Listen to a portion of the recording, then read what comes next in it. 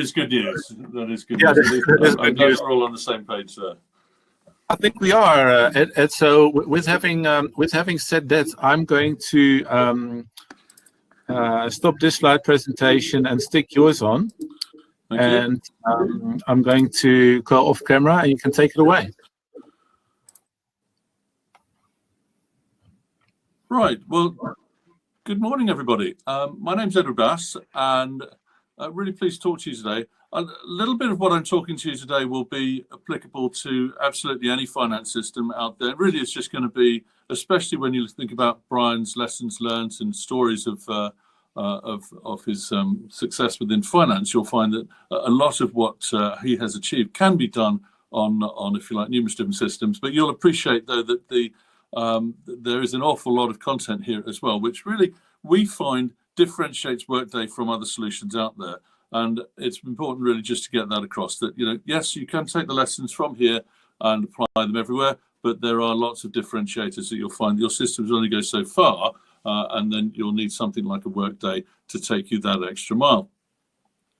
So we're coming up with this first out of a series of webinars. We're really looking forward to creating that perception within the business, but more importantly, more than a perception, the reality within finance of a smart finance function. And we all know what smart means, but you know, it's got to be specific, measurable, achievable, realistic, and time bound. And that has to apply really to so many things within finance. When you think about that hamster wheel that is the finance monthly cycle, so many things apply to that. But of course, finance professionals want to step off that hamster wheel quite quickly, really, within the month, so they can get on to those projects that delivering insight, efficiency, and automation within both finance, but overall to the business. And let's face it, at the end of the day, our customers for finance are the business, and of course, ultimately, our customers at the end of the day as well.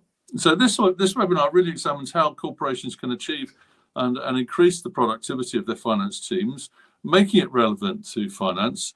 And of course, we'll also doff our cap to some of the challenges around COVID-19 that we've been able to learn from, and some of the efficiencies we've been able to gain from that as well.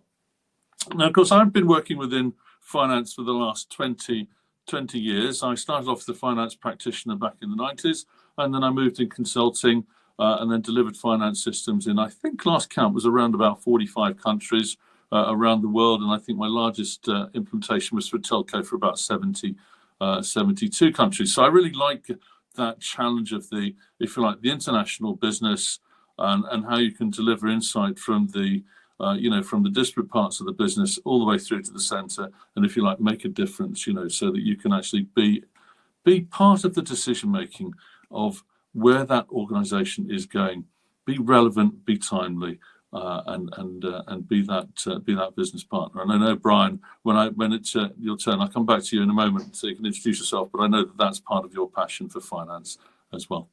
This is a safe harbor, of course. Anything that I say which is part of the future, really around Workday, just bear in mind that if you were to invest in our solution, you can only invest in what is there today. But it's also my opportunity to say, really, that companies like Netflix, for example, invested in Workday because they saw innovation in both the vision and the roadmap for the solution, but also the executives' drive to bring innovation to our customers as well. And we like to think that we do that better than anyone else.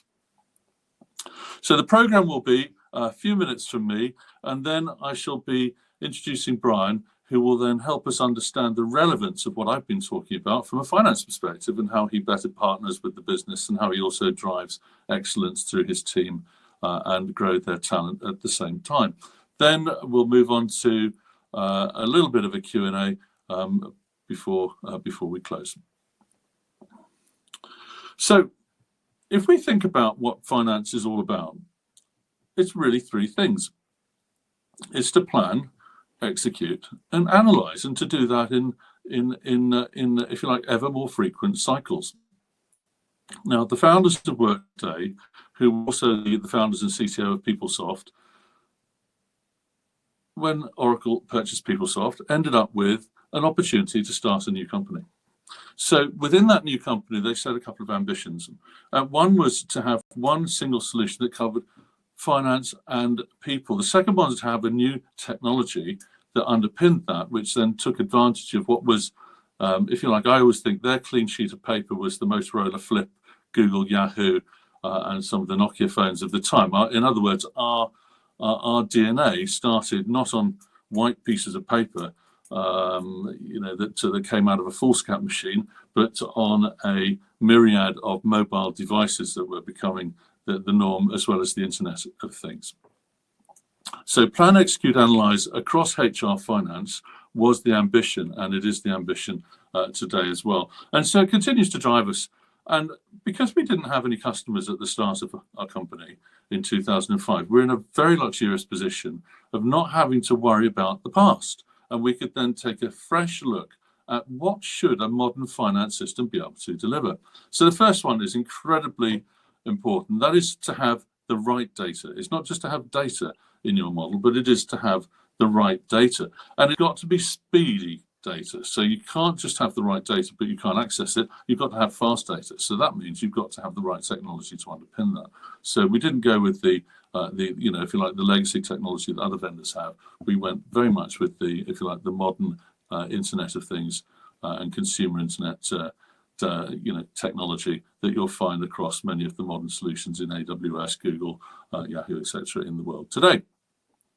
That one data model, of course, then has to cover all of HR, finance, procurement, expenses, and so on. But it also has to have a security model applied to it, and only one, so that the right people can see and engage with the right data at the right time. It's very frustrating when you have a terrific security model in your ERP, but you can't match that with your reporting tools. And of course, you want to try as much as possible to, if you like, take the Excel type approach out of the solution, and so that you don't end up with stale data offline with no security applied to it in an Excel model, but actually you have real-time, live, fresh data with a security model applied to it and delivered to then the workforce, when you're partnering with finance across the business through the mobile desktop, etc., in real time. Second one, of course, is, as I said, that experience. So when we move into experience, the software has to be easy to use, otherwise people just won't use it. So it has to be a solution of engagement, and that really is important. So it's got to be made easy so that people can understand, engage, and use it. And I always think the clue is in the name. When we think about Crown Commercial Services in the UK's transformation with HR finance from Workday, they talk about the clue being in the name, Workday. You should be using it every day, and therefore it should be easy to use every day. And that should be getting insight into your cost center, insight into your projects, or it could be looking and managing your staff, your talent, and your performance. Audit, control, compliance, audit. We live in a post-Sarbanes-Oxley world, is really important. So we have to have audit, and it has to always be on. Now, when Workday was set up, we didn't know what was the most important part of data. GDPR hadn't been thought of. So we said actually that the only way to be sure that we have the right security model and audit in place is to audit everything all the time. Now, we then embraced that as an idea and have then applied that as one of our key tenets into our solution going forward. So that nowadays, whereas you are challenged to turn on audit on a traditional system because it'll end up slowing it to the point of stop, Workday has been designed so that audit is on for everything, every little piece of data that moves, whether it's a change to configuration, addition, deletion, change to master data, or it could be transactional data input, even read in certain places can be audited. And of course, then on top of that, we all look at automation.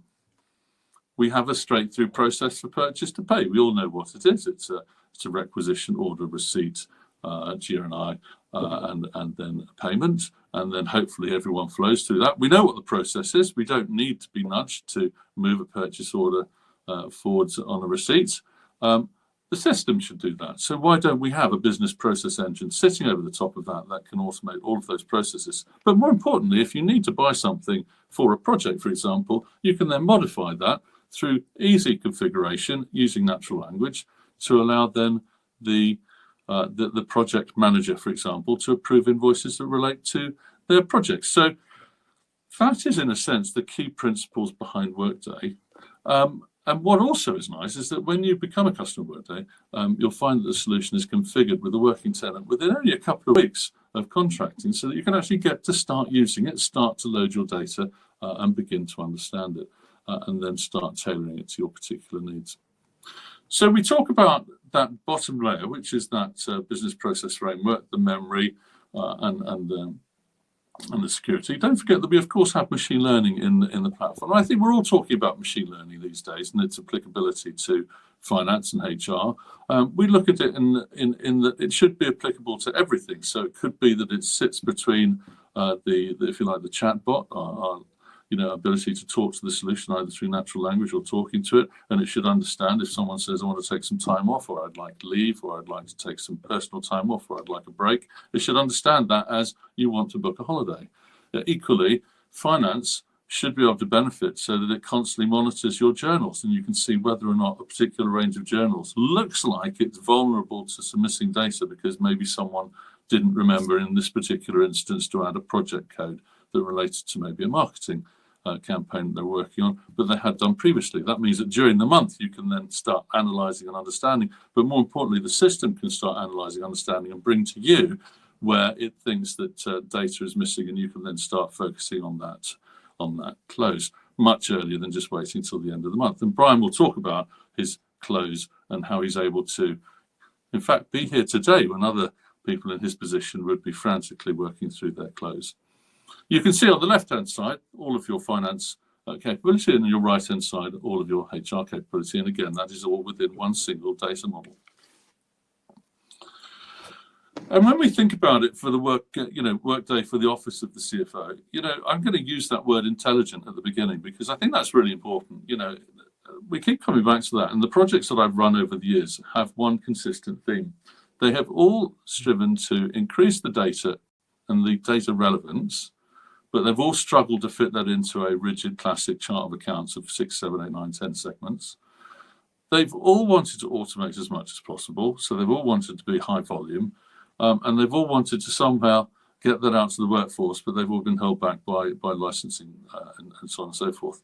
We don't have that challenge within Workday because everybody can use Workday, and it's down to individual companies to decide how they deploy it, who gets to use what parts of it. And we don't have that problem with the data foundation model because we're able to extend it as required.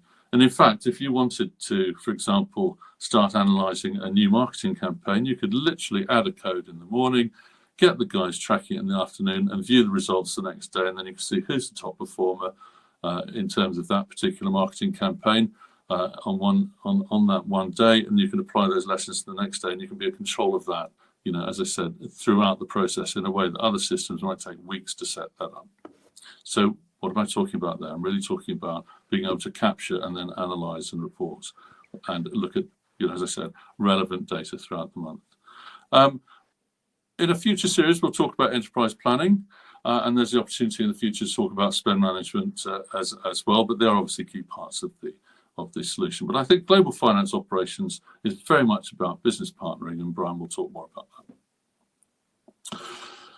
As you can see, we've been incredibly successful. So in terms of being a Gartner leading quadrant solution provider for HR, finance and planning, and also a fast follower for sourcing as well, you can see that we've got terrific customer growth. I always think actually the figure that's not here is one of my favorite little figures. It's the fact that we now across the whole solution have to date made more than 1 billion payments out of the system across our different customers.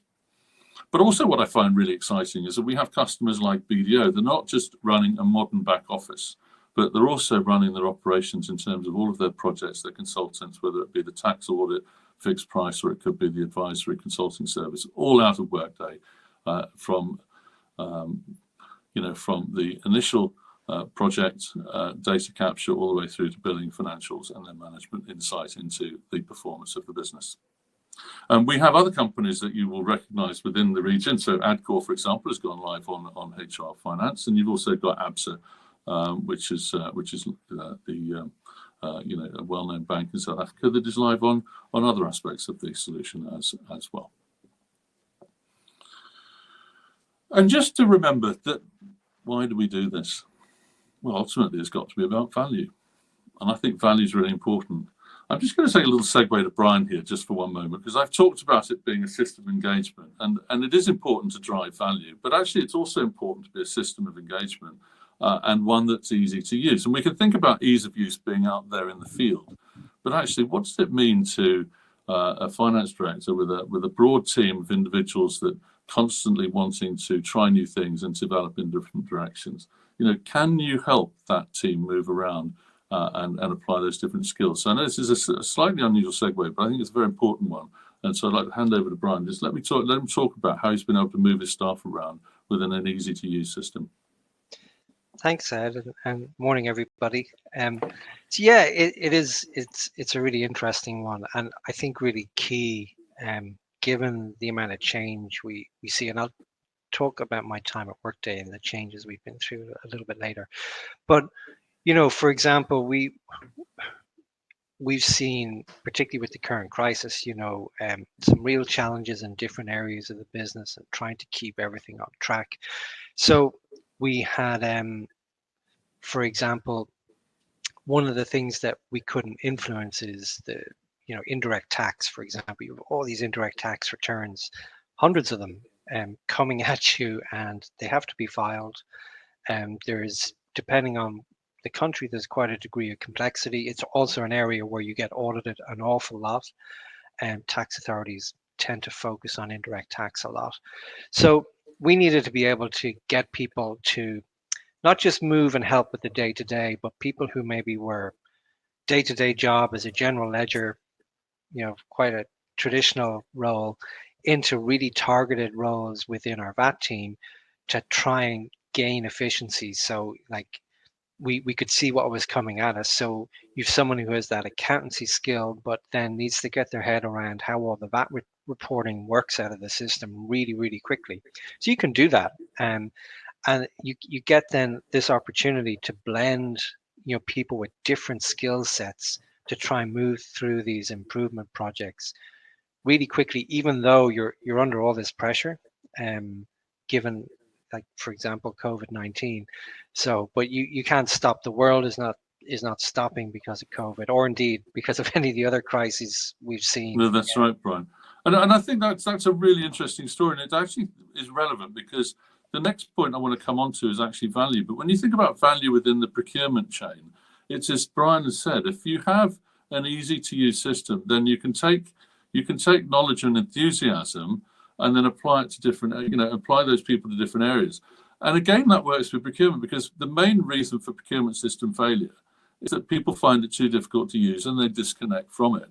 And therefore you don't get the benefits. But if people do engage with it, well, look at some of the benefits that you can have. So you can reduce contract leakage, which, what does that mean? It means that, if you can get understanding ahead of your renewals, you can increase then the spend, you can increase your opportunity, reduce spend at the renewal point. But also if you improve sourcing efficiency, for example, with VMware, you can then drive more sourcing projects, and you can drive more people to use the contracts that come out of those with then that efficiency and improvement. And let's face it, if you remember procurement, when they save a pound, it's a pound on the bottom line. It's very well worth thinking about that engagement and ease of use. So yes, we are a little bit different, as I said before, but I don't think different in a different way. It's different because we're modern. Just as if you like, Google technology is different to the old the technology of the 70s, and so it should be. So should a modern finance system have a different technology. I used to be very proud when I worked at a couple of vendors in the old days. We were the first that came to market in 1979 with a modern ERP with a relational database. Well, unfortunately, that's not good enough these days. But unfortunately, that is the platform that most people have. We took, as I said, a modern approach that is not so much that it's different from modern technology and the consumer internet. It's just that it's different to the legacy technology, and so it should be. That difference is a positive thing. So it's looking at a modern solution for finance, and we think that ought to be different. I'll leave you to at a future stage look at the differences on there, but you can see what's most importantly is it is that one system of record within memory real-time analytics, which ultimately drives that continuous accounting. And of course, we've all done our studies, and we all know that, you know, people want, you know, during COVID to, you know, very much, you know, achieve the same levels of efficiency. In fact, Brian will talk about how he's achieved more efficiency. But I'm just going to leave a little marker here, is that some of the research we did, these, you know, we worked with, for example, on Deloitte CFO Signals in Q2 this year, and their view from the market is very much on the, you know, finance looking at transformation when they come out of COVID. So just bear that in mind. I think that finance transformation is very important. I think it's important for two reasons. One is that ultimately you need to be much more mobile, but more importantly, I think transformation needs to be much more embracing, much more collaborative. I think finance needs to get back at the heart of decision making, and be, you know, just get right back at the center of the business again. And the way to do that, of course, is to be intelligent. And intelligence means that the system is providing, I believe, prompts for you within finance and within the broader community to then help you get through the closes faster, help you automate, help you see things, maybe anomalies that you wouldn't necessarily have seen, patterns that you may not have seen that were too small, but actually provide you with an opportunity to course correct. And, you know, you don't need to course correct by too much for it to make a massive difference to the business. So I think intelligent has to apply to all of this. So of course, machine learning is really important, but I think it's also the wisdom of the crowd. So when we think about the wisdom of the crowd, it's getting finance right out to the business and then back again, and then using that noise from the crowd, and then using the intelligence of the solution to capture, analyze, and report back. And I think this is my point where I'm really going to hand over to Brian, but I'll just leave this little segue here, is that, if you like, the first QN for AON, who's a global insurance customer, you'll know them down in South Africa, where they're providing risk solutions, employee benefits, and also they've got Benfield, which is providing access to reinsurance markets around the world, including, of course, Lloyd's of London. You'll know them as quite a large organisation globally. You know, they have 50,000 employees across 120 entities around the world, 120 countries, sorry, more entities than that, as you can imagine. But they were able to close their books on Workday in that first QN when everyone had been sent home. They still managed to deliver the close. In fact, what's quite interesting is they say that they could actually deliver the close a day faster. So they brought it down from 8 to 6. They could actually get it done in 5 days, but they prefer not to. And I think this is the most important thing here, is they like to work through any reconciling items and provide additional comfort on the accuracy of the financials. They're providing not just the number crunching, but they're providing an advisory service around that. And isn't that all too relevant, Brian, when you think about your experience? So I'm just going to hand over to you, Brian, now. And we've got 3 themes that we're going to take you through. Really, one is protecting the company directors and employees. Next one is having a look at mobile. And next one is then, what does it mean to our customers? So Brian, tell us a little bit about you and thinking about that, sort of how you're helping protect the company directors and employees. So yeah, just a really brief introduction. As Ed mentioned, Workday was founded in 2005, and I joined a little bit after that, early 2008, as employee number 237. So I've been with the company for a long time. The company I joined was a tiny startup that nobody had heard of, with no customers, so very, very different. And I've been with the company through sort of that early startup stage. Then really phase 2 is kind of like when we started raising money, and we were initially funded by our founder, Dave Duffield. And Dave was going to continue funding us, but we thought it was good to get external investors in, and that meant we had to put a bit more shape and discipline around finance. Then we had our pre-IPO phase, which was where we started looking at our international structure. And it was a big part of my role, was to restructure the non-US side of Workday and get us ready for both sort of market growth and to be tax efficient as well. And to where we are today, which is 12,000 employee multinational publicly quoted company. So, and great to say that the Workday system has been my close companion through all of that, as well as my other finance colleagues. And it's always amazing to me that it's effectively the same system, albeit an improving one, sort of suits all those different phases, where we're unrecognizable compared to what we were when I started, and it's the same system that you can run. So that speaks a lot about the adaptability of the software we're running. But then to present day, shifting people to working from home, we had, like I'm sure a lot of people on the call, we very quickly, in our case, it was quite literally overnight, went from everybody being in the office in Dublin to, you got to pack up your laptop and head home and work remotely from tomorrow. And this is where I think good systems come into their own, not because of particular things it could do, but because I didn't have to worry about it. I didn't have to worry about people's ability to do whatever they were doing in the office, to go through those same steps and do it from home. And we were able to establish that very, very quickly. And what that enables you to do then is, instead of worrying about the technology, you very quickly get to focus on the people. You very quickly get to see how people are doing, what the new challenges are. And of course, we're no different to any other bunch of folks. Some people who had, childcare challenges, both people working from home, all the kids at home, maybe living in an apartment. And really we're saying, look, I clearly can't be as productive as I've been. And then other people who had more bandwidth because they sort of, say, well, I don't have a commute anymore, so I can actually work a bit more and have a bit more free time. So we were able to then start rebalancing workload right off the bat, based on what people were able to do, and all our team helping one another out. And that's then back to what we were talking about a little bit earlier, Ed, that ability then to sort of move tasks to different areas. We were able to transfer some month-end tasks to our colleagues in the US, while we were trying to establish that cadence of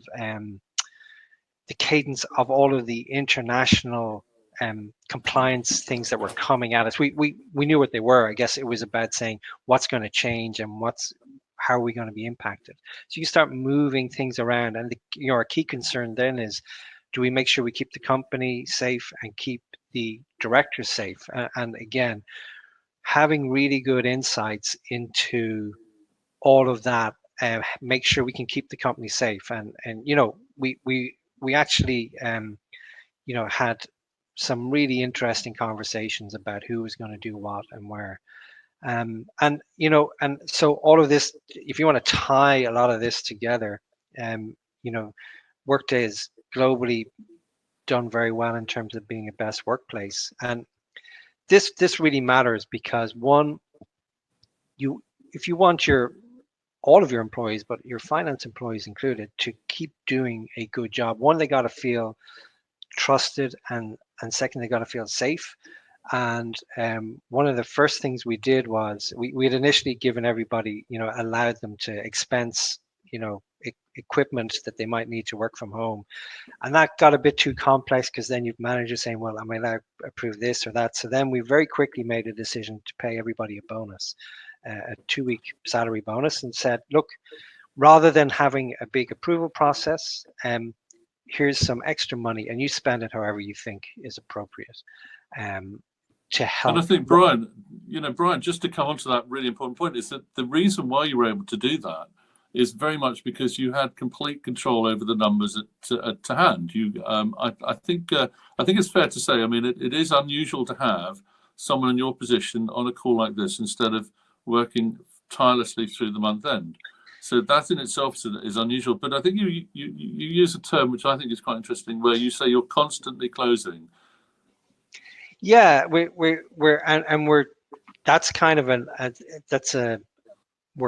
constantly trying to get better at that. Like we're looking at this year, we're moving away from for all of our international statutory financial statement filings. We're taking a chunk of entities and moving away from that very typical process of, post year end, you start compiling all those accounts and closing them out. We're moving them into a live quarterly close like we do at corporate, because you can see the benefit of that. You remove so much of the pressure, because if you like, we have almost 40 entities, and the majority of them have to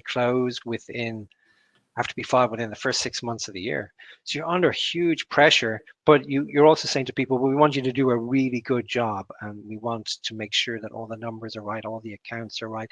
So yeah, you're trying to move away from that scramble to constantly closing. And then for the corporate close, we are now we're over the next few months using much more anomaly detection.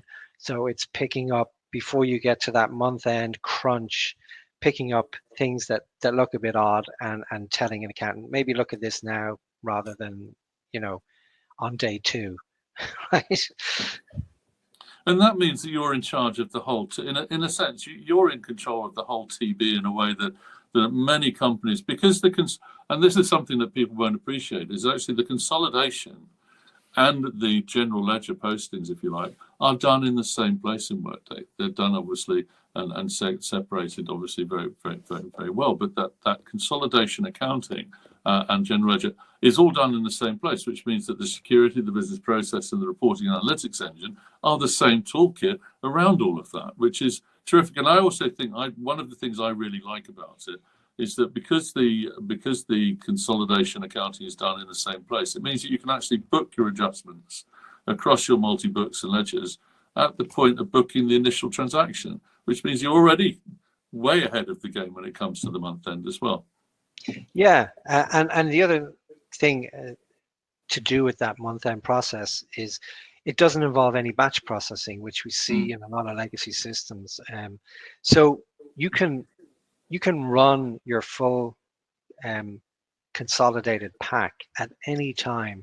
So you might be early on in your close, you might be on day 1 or day 2, but you might know, look, everything's posted except for accruals, right? So you can just run your balance sheet and knowing that accruals aren't fully in yet, and check everything else. So then you can get a lot more strategic about what the team is doing and say, look, this looks a bit off, this looks a bit off. So you're constantly de-risking that process by getting people more and more focused on where they need to be focused, rather than just being a slave to the calendar. We've got a calendar and we're very strict about it, but you can really get people focused and being strategic about close.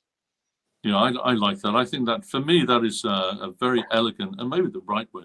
Well, it is the right way and the elegant way of, if you like, delivering close and accounting. And so much better than the days when we used to spend 2-3 days shipping data off and then having it run through a separate model. Because immediately you do that, it's offline. Then someone else is booking topside adjustments. They're not reflected in the GL. And before you know it, the two become separate very quickly, don't they? Yeah, absolutely. So thank you for that. Let's just have a look now at, and this is, for me, I love your intern story, but maybe you could tease us with that a little bit. But when we started talking about, the real benefits of that a high performing back office and finance team are able to achieve, I think one of them is really around, being able to focus on your team to deliver those projects and constantly looking to improve. Yeah, one thing we're really determined that was that despite all the challenges that COVID brought, and like I've been in my time at Workday, I've been through a global economic meltdown and a bunch of other stuff that has gone wrong, and a constantly changing compliance scenario, some of the biggest changes to accounting standards that we've seen since Sarbanes-Oxley, things like revenue accounting, lease accounting, all of these. So we felt that we didn't have the option to not keep improving, right? So we said, well, first of all, if you look at the productivity, we actually had a significant uptick in productivity. I checked to make sure it was still happening before we had this call. So, and we measure our productivity by, all the milestones we set up at the start of the year, and we work our way through them. And this time last year, we're just a little bit over halfway through our financial year. We were sort of 57, 58% through everything we need to do for the year this time last year. This year it's 76%. Can you share some of those milestones just so the audience understands what you're tracking? It may be different to the milestones they have. It'd be interesting. It's really, we get really granular. We break everything down, literally everything that everybody does down into all of the steps that need to take place. So it might be talking to your payroll team, getting this information to your auditor, and we break that down across all tasks and all entities, and we work our way through it. So it gives me a pulse at any given time of exactly where we are, exactly where the risks are. So that's how we kind of measure. We get really granular. It's quite it's an upfront task. It's quite arduous, but again, it removes the stress for the rest of the year because people know where they are. I know where they are. I'm not sort of asking someone, give me a feel for all of our compliance in EMEA, and sort of say, going off, give me a couple of days and we'll figure it out. It's like, I can see it live. So, but then the key thing is projects. So we have this rule that everybody in a team has to be working on a project. They have to be doing something that's improving what we do, and it's not something you can opt out of. So, and then we have a very, how do we do that with all of these pressures? So one of the things we have to do is we needed additional help, right? So we had to hire a contractor to come in. And here's what's, I think, a key differentiator. Very often when you bring those contractors in, because they might not know your system, you give them the project work and your team keep everything going. And that's a really inefficient way of doing it. And what we do is that we get the contractors in doing the day-to-day work. Now, I don't go to the accountancy firm and say, can you please find me someone who has Workday financials experience so we can get them productive quickly. And we don't need to do that because we can get them working on the system really quickly. And productive really quickly. So I said, just get me your smartest person, right? Who's the smartest guy you've got available? And then we can get them productive really quickly. We can free up our team, who are the experts in our own company, in our own accounting, and get them working on the projects. And we get the efficiencies. They get a better career experience, and then we get to, and they also get to upskill, and they're learning new things. So you get this virtuous circle, and this constant improvement, and moving away from that, just about getting everything done. And it's always a shift when we hire new people in to try and get them into this mode of, you can't just, even though it's busy, you can't just focus on the day-to-day job because you'll just always be busy then. So that something needs to shift. So I think it's really, key. And you mentioned, the intern is a great story.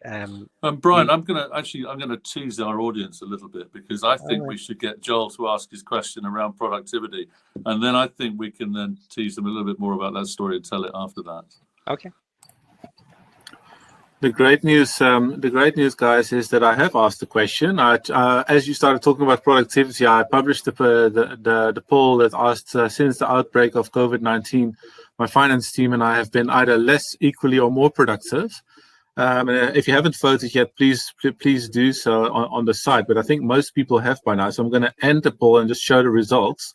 Initially, most of the less productive people were voting, but since then that has changed. So there's probably some psychological effect there going on as well. But these are the results. So less productive about a quarter, equally productive about a quarter, and more productive about half. So I'm quite curious to hear from you guys how you view that and what else we can say about that.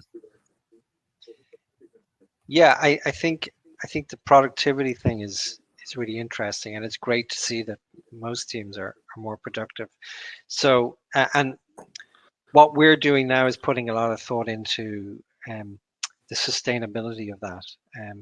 Hence, back to the focus on getting people to do something a bit different, getting people focused on improvement, because we think if we're not careful, that productivity will start to, to dip. If people are just on that hamster wheel, right, day to day, that productivity, which is probably a factor of a bunch of stuff, but maybe, people aren't commuting, people are maybe less distracted.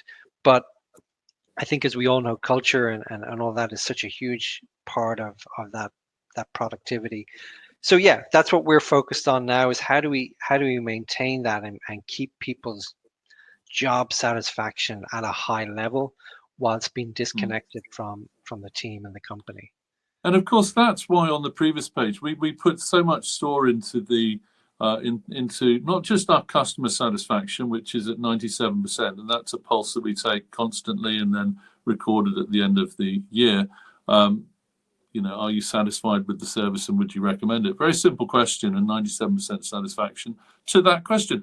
But we also pose a 3-question poll to every employee every week as part of our weekly pulse, and that's part of the series of questions. I think there's 50 odd questions that are part of that kind of best places to work, and we take that pulse so that we can see employee satisfaction at the anonymous level as well as at the both for the manager and across the wider business, and that allows us to see trends in terms of how is one team behaving compared to another, with maybe different external factors, like maybe the manager has been on the latest course, maybe the other one hasn't, maybe one team is too large, one team is too small, maybe one successfully managed to navigate the work from home more successfully than another, and you can see all of those things and work from it. But I'm personally a great fan of a ERP that can help change culture as much as it, and therefore focus on employees as much as on that ease of use across finance. But I think the intern story probably helps us along that road a little bit in terms of understanding that.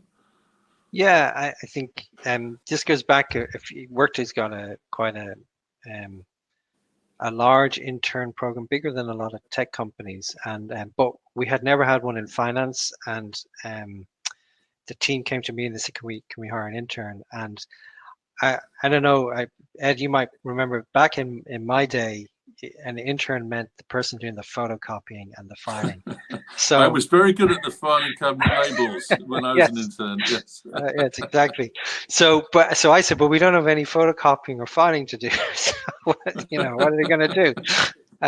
But they were, they were really persistent, and I relented, and we hired a really smart young lady who was actually she had done 3 years of a 4-year accountancy degree in University of Limerick, and what really amazed me was how productive the team were able to get her. So because she'd done a lot of the sort of accountancy training, she knew her stuff really, really well, and that meant that within the first 3 months, after 3 months, she had her own 2 entities to close, so take all the way through the close process with supervision, of course, and they were smallish entities, but she had that full ownership, and she could do it because she was really smart, she understood accountancy and accountancy standards, and the system wasn't a blocker. In fact, it helped her get the information she needed.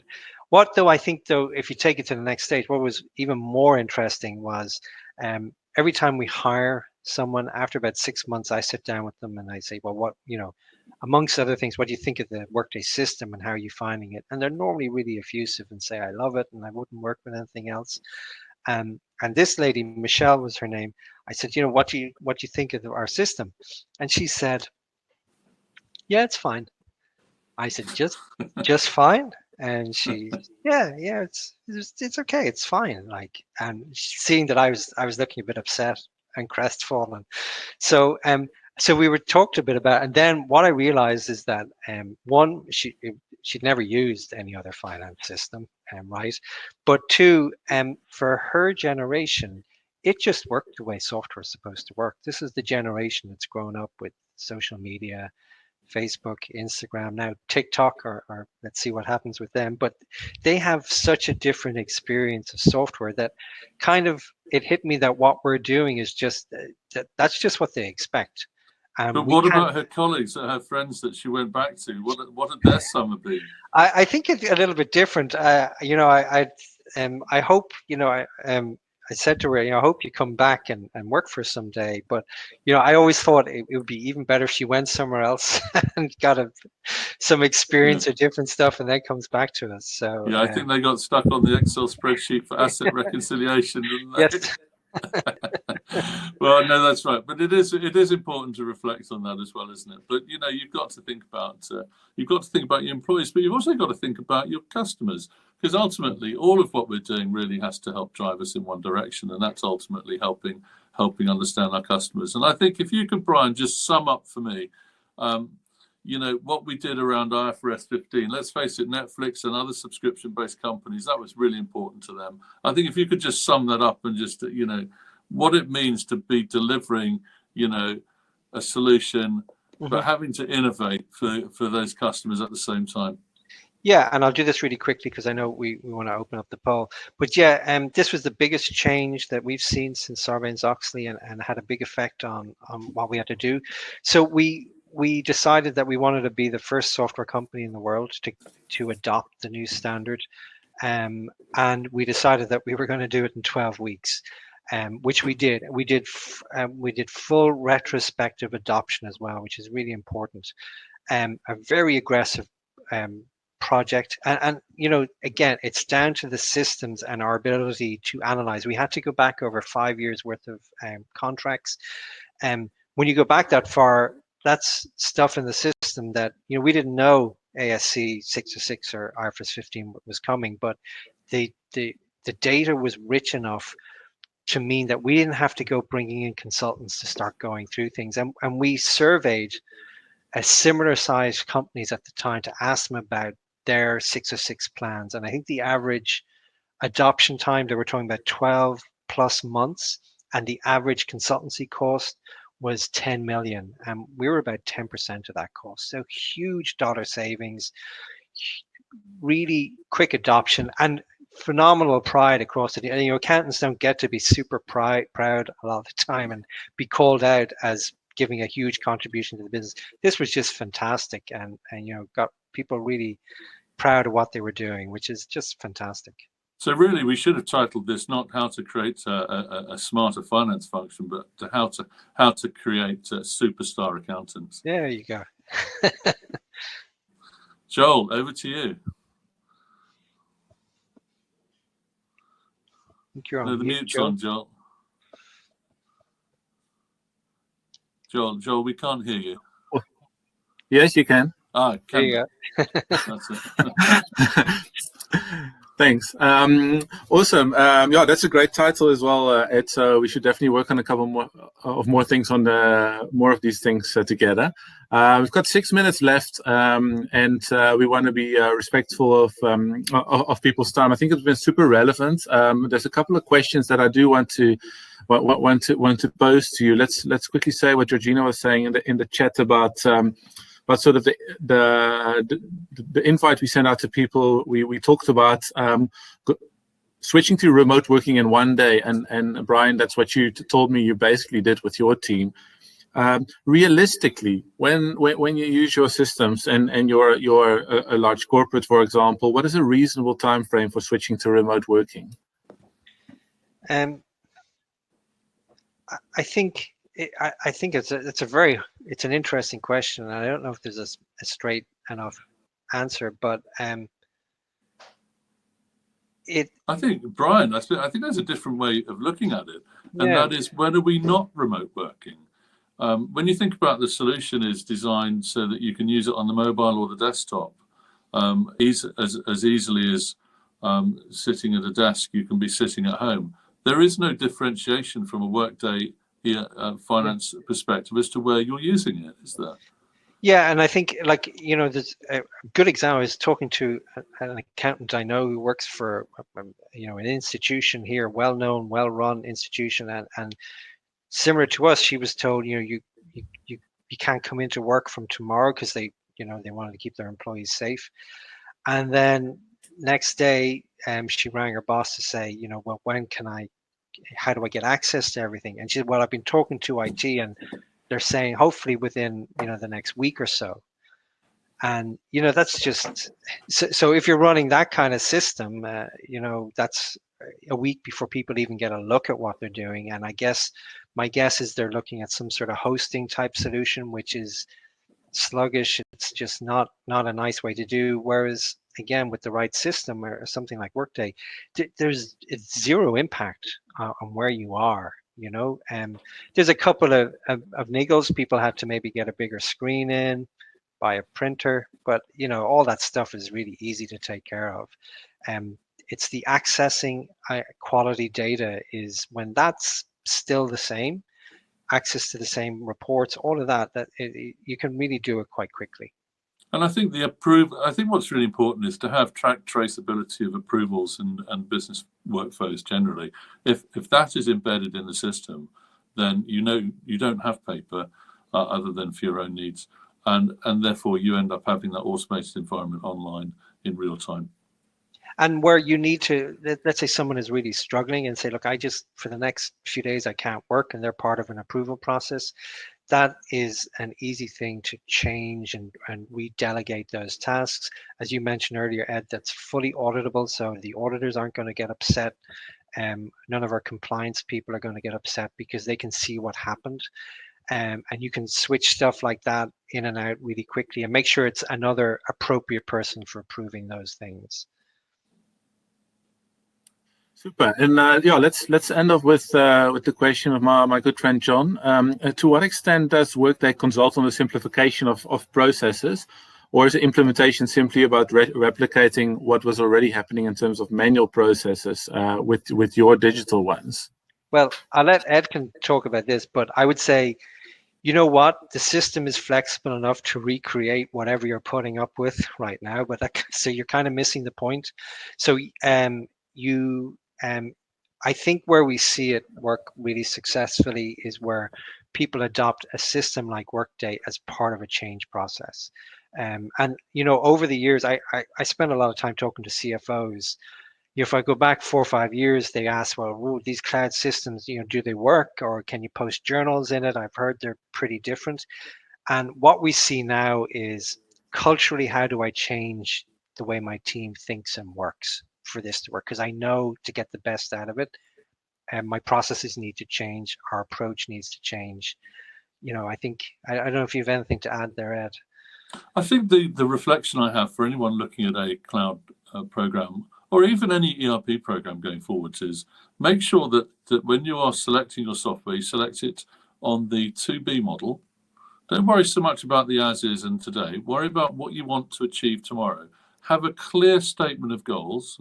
Have clear alignment between your CEO, your CFO, and where appropriate, the CHRO as well as all of the people operationally, so that's operating officer as well. Have clear alignment in terms of goals setting and make those, and coming back to our initial message, make those smart, make those achievable, realistic, time bound, and make sure that when you do that when you're implementing your ERP and you select a cloud solution, that you select the one that you can adopt and that you can configure to your needs, but that has the best starting point in terms of A, what you want to achieve in terms of your goals, but B, secondly, how to manage change going forwards as well.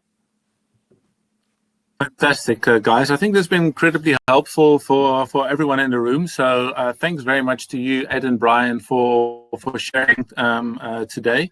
Obviously, the replays will be emailed out in about an hour or so. We'll also attach the presentation to that email as per the request of a couple of people in the chat. So thanks everyone for joining, and let me just quickly go through what we've got in store for you in the next couple of weeks. If your interest is piqued about Workday, and you want to be inundated with Workday stuff, this is the place to go. Obviously, one of these guys is quite a celebrity, so you can hear from him on the 10th of September, and Bruce Whitfield will be there too. And then next week on our program, we're talking about IFRS 9, at least as exciting as ERPs, I think. So please join us for that one if this is your your neck of the woods. We've got lots coming up. So we've got Sage talking about some of their research. The best is just to head over to cfo.co.za/events and sign up for the ones that you like. NetBank will be talking about cash and liquidity. So please join us for that one as well. Thanks everyone for joining. Thanks Ed and Brian again, and hope to see you all soon. Take care. Okay. Bye-bye.